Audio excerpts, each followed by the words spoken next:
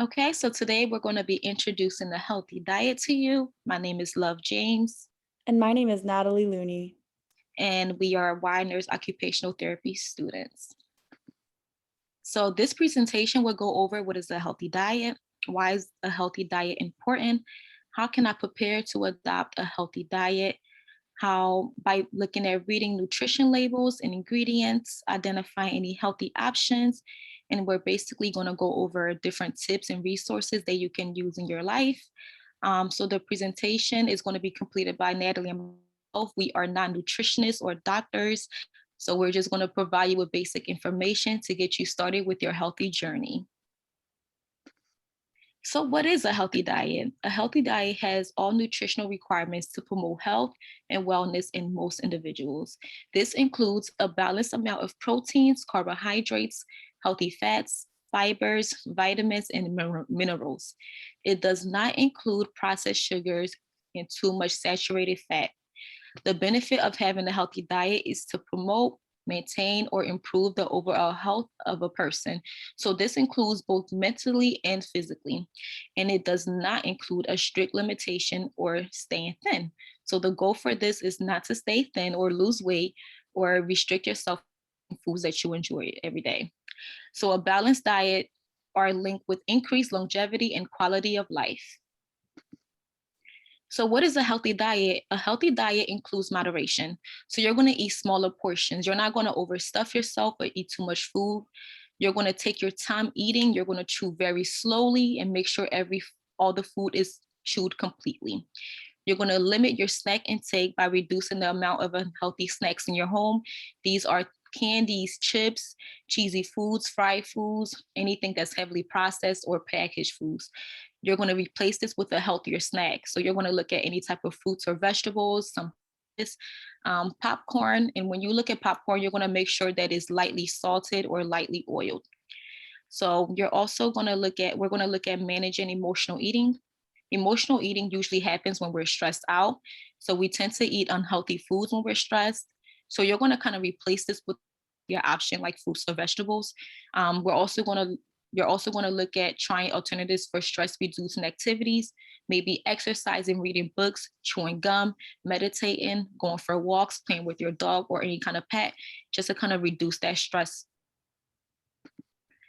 So why is a healthy diet important? It eliminates processed foods which are linked to obesity, food addiction, malnutrition, exposure to any type of cancer causing chemicals, and it maintains physical and mental health, promotes longevity, supports your immune and other body functions like your blood pressure, blood cholesterol, blood sugar, and reduces the risk of heart attacks, strokes, and any other cardiovascular problems. So it's basically supporting your health.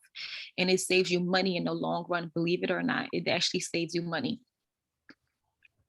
So, how can we prepare for a healthy diet? So, we're going to actually look at a food label. We're going to look at nutritional and ingredients, and we're also going to identify any healthier options. So, stocking your fridge and pantry with healthier options. We're going to talk about how drinking water instead of flavored beverages like sodas or sweet teas or lemonades. We're going to include like a plant. We're going to talk about plant-based foods often in your diet, finding healthy recipes that you would like to make. So you can use these two sites to find healthier foods, looking at foodnetwork.com or allrecipes.com. And these can provide you with different alternatives that you can use in your home to kind of change up your diet and use healthier options. So first we're going to look at nutritional labels and identify different types of labels and what they include. So, as Love was mentioning, being able to read a food label is an important step in making healthier choices in your diet. Food labels are mandated by the Food and Drug Administration, and they have to include serving information, calories, nutritional content, and also a quick guide to what percent of those nutrients are included in your daily value. Um, FDA recommends that a general rule of thumb is that when a percent daily value is 5% or less, that it is a low, and then 20% or more is a high source of that nutrient in your day.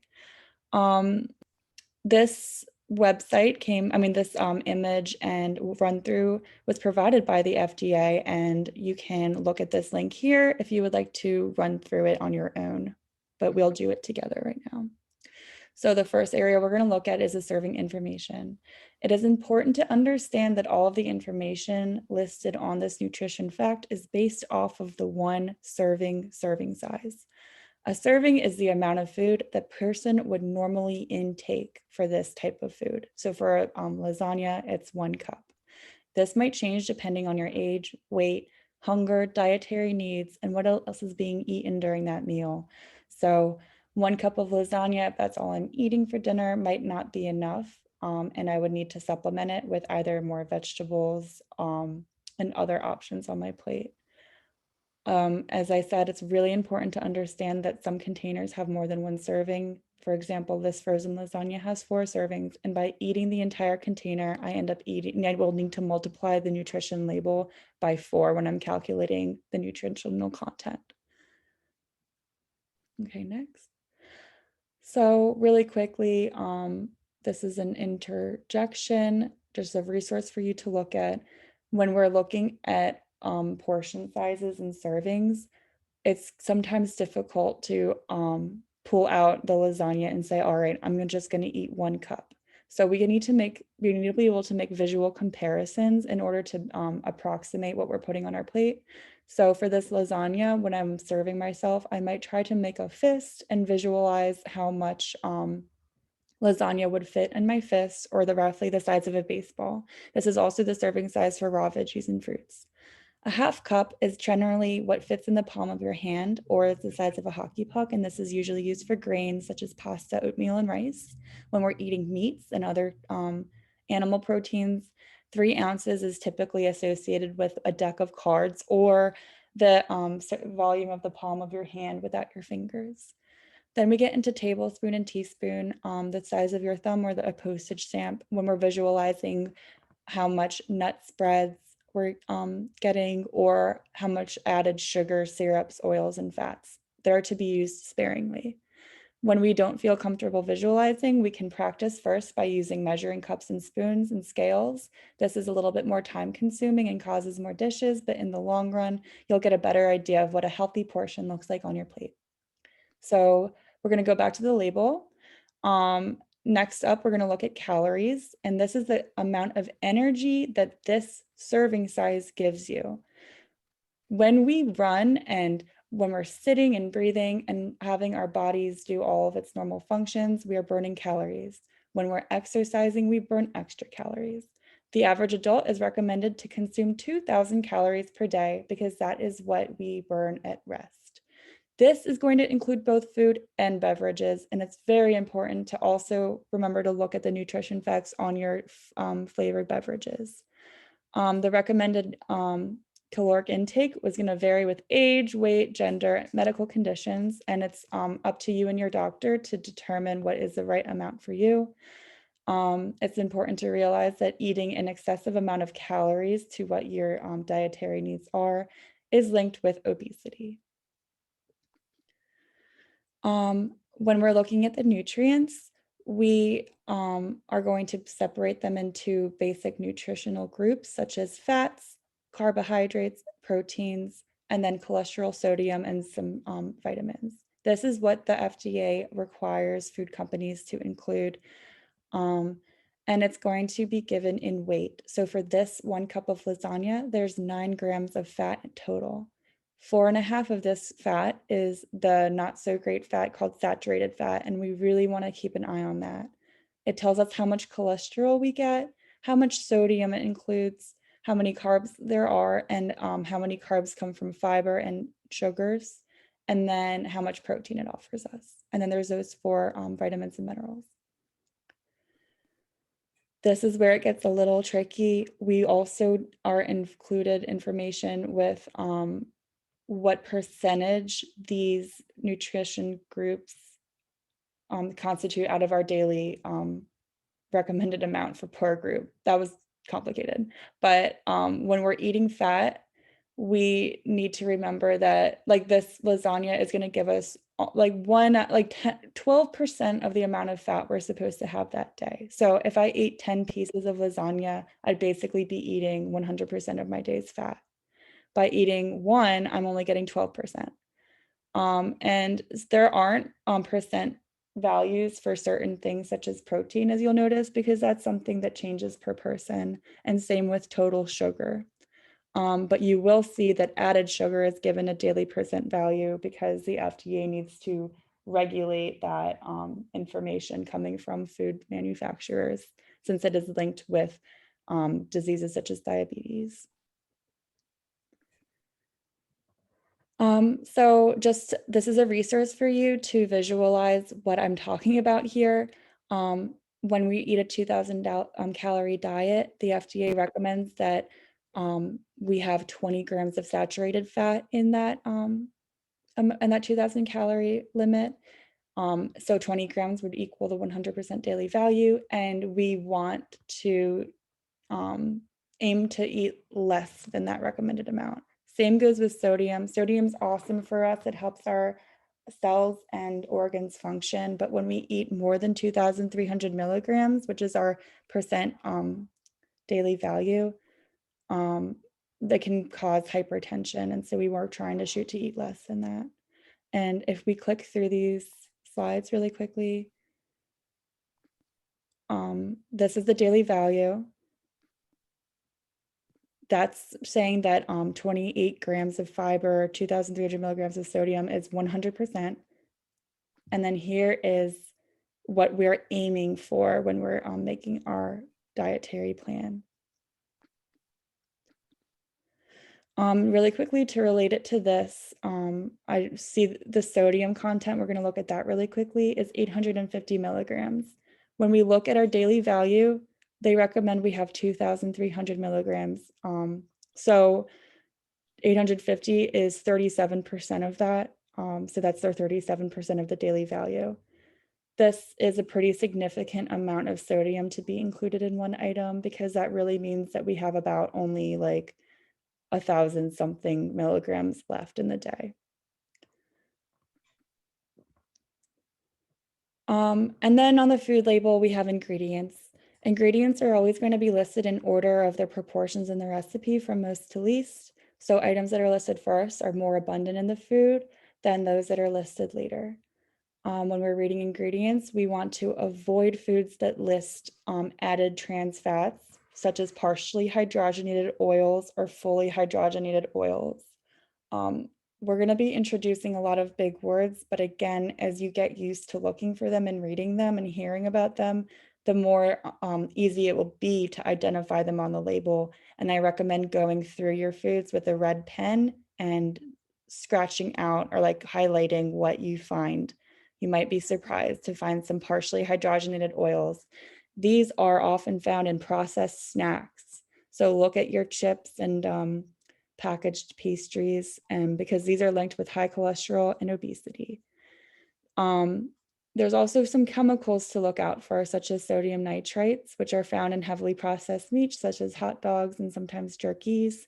Also, artificial sweeteners and colorings are, we're advised to avoid those in our food. Those are often found in processed foods. Added sugar, such as high fructose corn syrup or anything that ends in ose, dextrose, maltose, and fructose. Again, big words, but the more you get to hear them, the easier it will be for you to find them on your labels. Avoid foods that have those, especially when they're high up on that ingredient list, listed towards the beginning, because added sugars are linked to high blood pressure, high blood sugar, obesity, and diabetes. Okay, so I'm going to show you a list of healthy foods. So we have different types of food groups here. For the fiber, you can do any type of vegetable, fruits, beans, any whole greens. You can also do like healthy fats like fish, olive oil, avocado, or nuts. We have proteins, lean meats, any nuts, and some vegetables, some tofu, whole greens. We have some carbohydrates listed here, whole grains, breads, and pasta. Vitamins and minerals, we have potassium, iron, vitamin D, and calcium, and just the different types of foods that's included in this list. So what does a whole day of healthy eating looks like? So for breakfast, you can incorporate any type of fruits and vegetables, whole grains with your breakfast meals. So you can eat some eggs, any oranges, vegetables or fruits included with your breakfast. Um, Healthy breakfast jumpstarts your metabolism by including fibrous foods. Healthy meals keeps your energy up and prepares you for your daily occupations. Components of a healthy breakfast includes whole grains, lean protein, fat dairy, fruits and vegetables, healthy hydration, a cup of water, or any type of natural juice. So what does a whole day of eating looks like for lunch? So including fruits, again, lean protein, whole grains, and vegetables. Drinking a lot of water will help you digest your food properly. And then also a healthy lunch can maintain your energy level throughout the day so that you can do any type of engagement occupations in and outside your home, cleaning, cooking, working. It is important to always eat a healthy lunch because it keeps you feeling full throughout the late afternoon. And like helps you to not eat any additional food because you're full. The components of a healthy lunch is lean protein, high fiber foods, healthy hydration, a cup of water or any type of natural juice, vegetables, and healthy snacks. And we have some examples of pictures right here. And then for dinner, you can include vegetables, lean protein, and fruits. Eating dinner at a reasonable time supports your digestion and burning calories. You don't want to eat dinner right before bed. You want to give yourself kind of 2 hours of seated time or standing to digest this food. And also drink a lot of water just to kind of digest that food properly so that you can get the waste out of your system. So we're going to look at some snacks. We have different types of snacks here. We have some lightly salted popcorn, some apples, some celery, peanut butter, just any type of different options that you can use to kind of eat for your snacks instead of eating some type of processed foods or chips or candies or anything like that. Okay, so here are some general tips for you. Be patient with yourself. It's okay to eat bad in moderation, though. When you first make a diet change, try to alternate between favorite snacks and then next time to get you a snack. Next time to get yourself a snack. Make an effort to pick up a healthier option instead. Practice makes perfect. So you're going to take your time. You don't want to rush right into it. Don't eat out of a container. Try to stay away from eating out of a container. Eat directly out of a bag of chips can become mindless eating. You can lose track of how many calories you consume. Instead, measure or pull your portions out of the container and then put it in a plate, or you can put it in like a small baggie, Ziploc bag, just to kind of monitor how much food you're taking in. Make a food log, monitor your food. Make your own foods at home, which is always the best option. But I know a lot of people are busy. So in order to limit the amount of processed ingredients and make foods that's right for you and your dietary needs. So you're going to take while you eat, chew out your food, limit your snacking by managing emotional eating. Beware, do you eat when you're happy or sad or stressed? So maybe if you do eat when you're happy, sad, or stressed, you want to kind of change that up and provide yourself with something more healthier, like a healthier option. Or, like we said, de stress and do activities and different things that you find is meaningful to you. So that concludes our presentation today. We hope you can take everything we say into consideration. We are very grateful to present this to you. And yeah, we're excited for you to start this new journey. Good luck, Have, everybody. Thank you for listening. thank you.